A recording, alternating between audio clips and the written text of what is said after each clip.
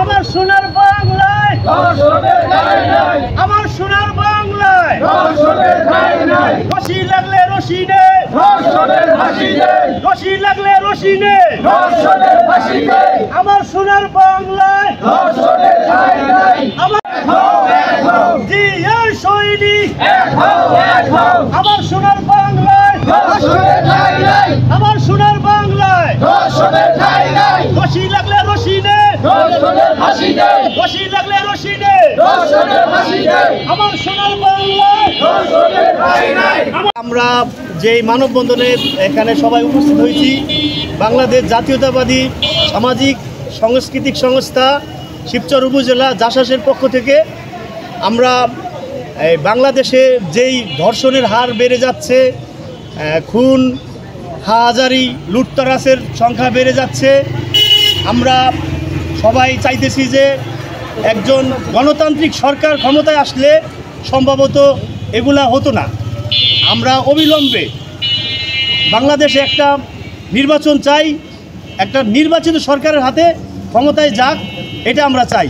অবিলম্বে ডক্টর ইউনূস সরকারকে বলবো, আপনি অবিলম্বে খুব দ্রুত নির্বাচন করলে যদি কোনো গণতান্ত্রিক সরকার ক্ষমতায় আসে অবশ্যই বাংলাদেশ ভালো চলবে, ভালো কিছু করার সম্ভাবনা আছে। না, আমাদের লিডার তারেক রহমান উনি নির্বাচিত হলে অবশ্যই বাংলাদেশে খুন ধর্ষণ এগুলোর বিরুদ্ধে কঠোর নিরাপত্তা থাকবে এবং কঠোর আইন প্রয়োগ করবে। এটা আমাদের ঊর্ধ্বতন কর্মকর্তা আছে, আমাদের ঊর্ধ্বতন নেতারা আছে, তারা যেভাবে ভালো হয় তারা করবে, আমরা অবশ্যই তাদের সাথে থাকব। জাতীয়তাবাদী আইনজীবীরা তার দায়িত্ব নিয়েছে, তার জন্য আমি আরেকবার শিবচর উপজেলা যেই গোষ্ঠীরে হোক না কেন ধর্ষকের এই বাংলায় কোনো ঠাঁই নাই। সে মানুষ না, মানুষ খুবই জানোয়ার। কোনো মানুষ বিবেকহীন যে সে পারে সে ধর্ষক করতে, সে ধর্ষণের যেই হোক, সে যেই দলের হোক, আমরা তার সর্বোচ্চ শাস্তির দাবি জানাচ্ছি। ধর্ষকের মৃত্যুদণ্ড আমরা কামনা করি। আজকের এই আয়োজিত মানববন্ধন জাসাসের পক্ষ থেকে হয়েছে।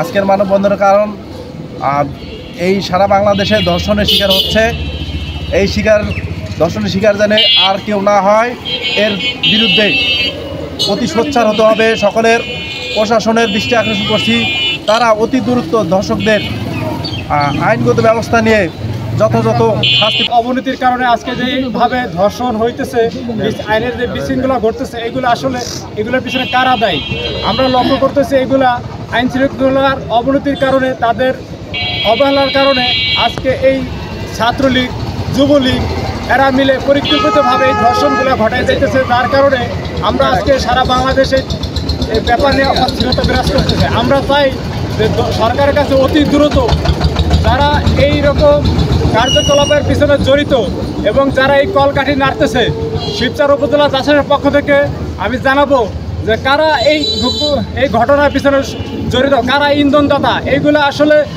পরিকল্পিত। আসলে দেশকে অস্থির করার জন্য ছাত্রলীগ যুবলীগ আওয়ামী লীগ যারা আছে তারা এই পরিকল্পনা করতেছে। আমি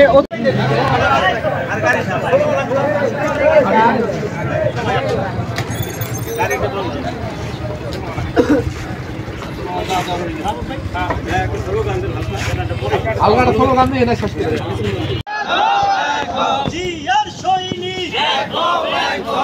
সোনার বাংলায় আমার সোনার বাংলায় আমার সোনার বাংলায় জিয়ার সৈনিক আমার সোনার বাংলায় আমার সোনার বাংলায়